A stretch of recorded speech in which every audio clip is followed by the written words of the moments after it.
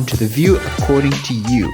This is the Post-Play Parley for Monday, 31 March 2025. Alright guys, so today was a good episode. I enjoyed it. It seemed to go by really quick, which I think is a good thing. We all hate it when it feels like it's dragging along. It was a fun one. I enjoyed the conversation. I found that it flowed nicely. The first segment, they obviously, as most days, they seem to start off by focusing on the latest in the Trump administration, because he's always providing us with so much news. And I thought it was a real interesting observation that Anna made when she spoke about the fact that obviously this was a big news story, the fact that he is again talking about a third term, but that in the morning meeting, the Hot Topics meeting, none of them actually wanted to discuss this. None of them chose this as a topic for the day. I mean, the fact that it ended up being the lead topic tells us that the execs had different ideas, and told them they have to discuss it.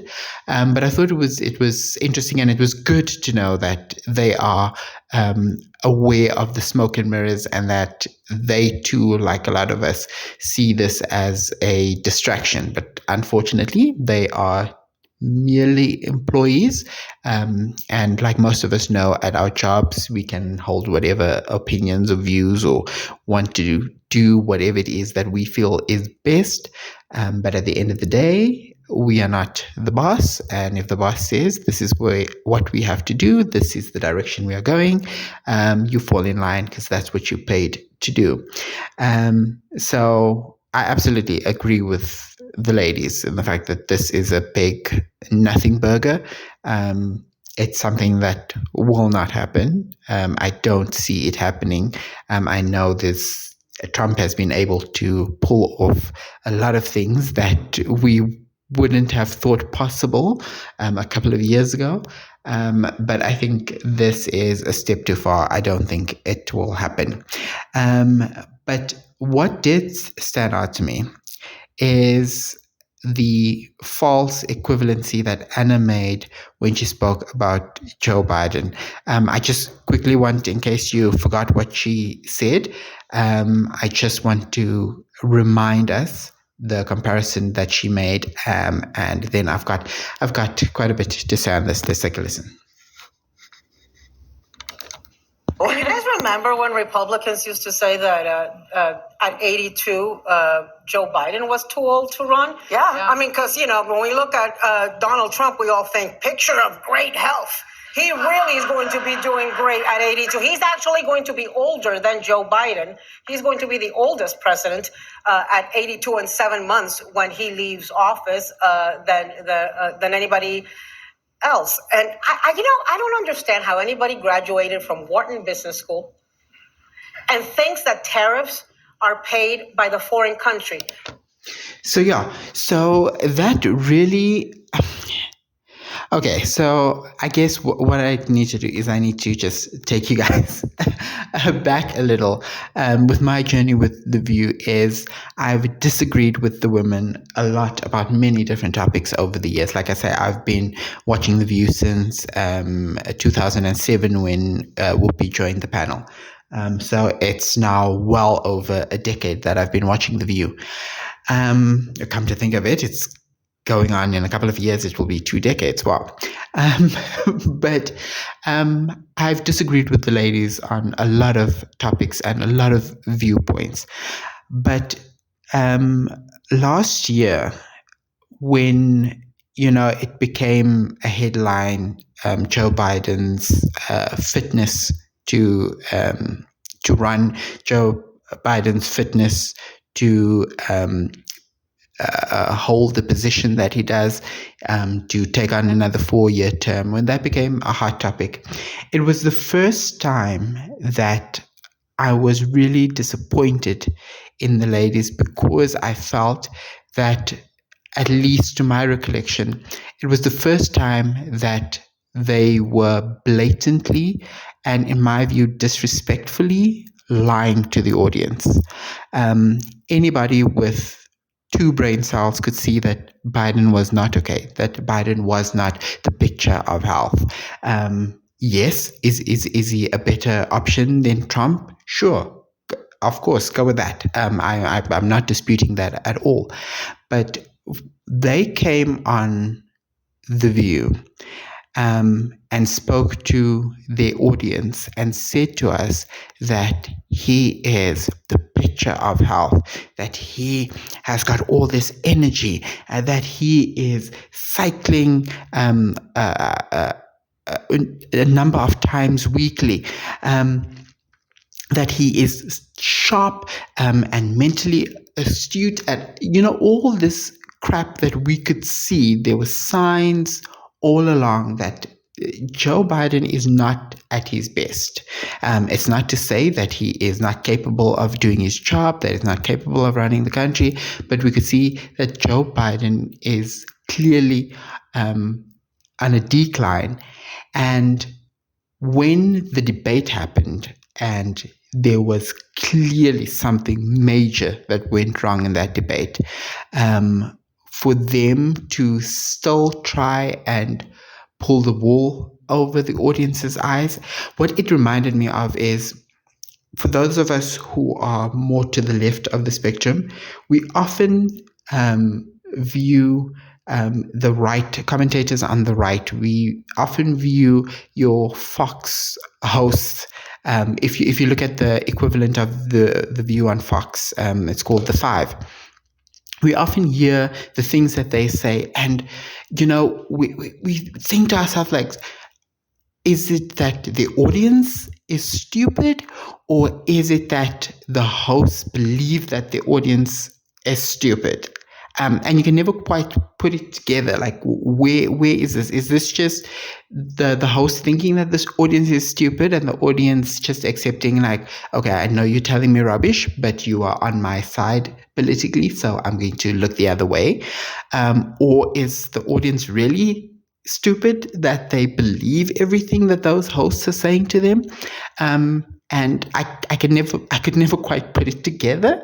And I've never been in that situation myself, where hosts, commentators that I enjoy, that I respect, would come on and blatantly and so obviously lie to my face. It's like, do you think I'm stupid, or is it really that have you been spewing a lot of propaganda before this, and I really am stupid, and I took it as you are being earnest, and even if I disagree with you, I think you really believe what you are saying, or are you pushing an agenda? And it was the first time in almost 20 years that I felt that way about the hosts. So today, when Anna brought that up, about Joe Biden's age and this whole comparison, it just reminded me of that. And I just thought, I really wish you would just let us forget about that whole era, because the criticism of Joe Biden was not his age. I mean, it was always clear to everyone that Joe Biden and Donald Trump are of the same age. I mean, there's probably like a year difference between the two of them. So it was never about the number. It was about the mental acuity of the individual, and it was clear to everyone that Joe Biden's mental abilities is on the decline, whereas Trump is the same idiot he has been for the past however many years that he's been in the spotlight. I mean, I know of Trump since the 90s. He used to do these guest appearances. Like, I remember him on Fresh Prince of Bel-Air, and he used to do like cameos on movies, and with his divorce from his wife, I remember my mother following that story, so I was always aware of him, but he's always been the same loud idiot. So when we are speaking about Joe Biden's abilities, this what about, and but they're the same age, is really it's so insulting to the intelligence of the audience that I really would prefer that they give us time to forget about that and not remind us of it. And I said this, it was just like, oh, I'm reminded of how disappointed I was in all of you guys. And yeah, so that was just it just took me back. So I was just really it was just a flashback, if I was Gen Z, I would say I was triggered. They love throwing around psychological terminology for stupid things, but it just it took me back there. But anyway, speaking about false equivalency, the other topic that they spoke about was the fact that Amber Ruffin, she is no longer hosting the correspondence dinner. And I must say, it really happens. But I agree with Alyssa on this one. I think it was the right move. I think in listening to how she was speaking about what she was going to say and how she views these people, I think it was going to be very antagonistic. And I think it was just going to be another opportunity for the right to use this as an example of the extreme bias of the media against the Trump administration, and give him another opportunity to paint himself as the victim of the big, bad leftist media corporations. Also, I think she is not... this is going to sound terrible, but I mean, we're talking now, okay, guys? It's just us. We're talking. I don't think she's talented enough to pull it off, to walk that line. We had her as a guest host on The View before, when we're talking about political topics, and she tries to put in these clever quips, and we've seen it with our own eyes fall flat. It's not her forte, and I get that on The View, it's more off the cuff, and for the correspondence dinner, she'll be able to write it in advance and, really workshop it and prepare it and really massage it, into a good, funny piece. But just the fact that she knew in that interview and that this is what they were going to be discussing, and that was the response that she beforehand must have thought, this is what I'm going to say. And she thought it okay to give the response that she did, tells me that she is not up to the task at hand. I do think that they should still have a comedian. I think it's a mistake that they're not going to have a comedian there at all. And I think in such divided times, perhaps the way to go is to then have her as a hard leftist, with her point of view and her jokes. And then you have a comedian on the right, one of those really annoying bros that think they're funny, that I personally don't find funny. But, one of those darlings on the right who can go at it and have at it against the left. Have two comedians then, and you know what? let the chips fall where they may. But I don't think that she would... what she would be able to achieve. I think there are more cons than what there are pros to having her do it on her own, specifically. But I do stand corrected.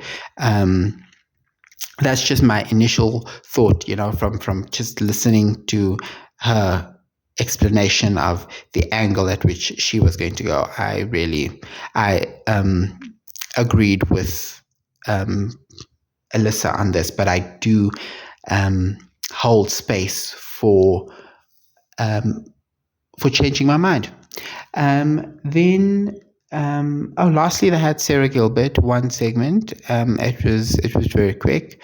I grew up on Roseanne, and then I did watch. I think it was like the first season of The Conners, and then I sort of fell off. Not anything to do with the show, really. Just life got busy, and I just never got back around to it. But yeah, it was a fine interview. I would have loved for them to talk a bit about the fact that she created a show that was similar to The View. That was The Talk. I think there could have been interesting conversations there. The inspiration, the direction, and then saying goodbye to that baby.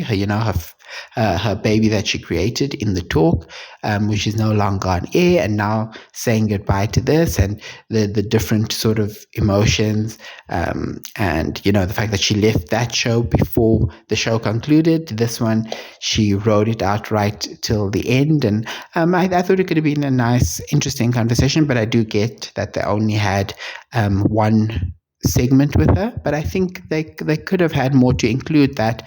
At the end of the day, it is an ABC show, so she's part of the Disney family, so they could have given her two segments, I think. But yeah, all in all, I think it was a great show. I really enjoyed it. What say you? How did you find this episode of The View? And yeah, am I the only one who felt that they were, to throw in another Gen Z psychological term, that the ladies were gaslighting us last year with the whole Joe Biden thing, and that whole false equivalency? Let me know what your thoughts are. All right, guys, that's it for today. Until next time, take care. Bye-bye.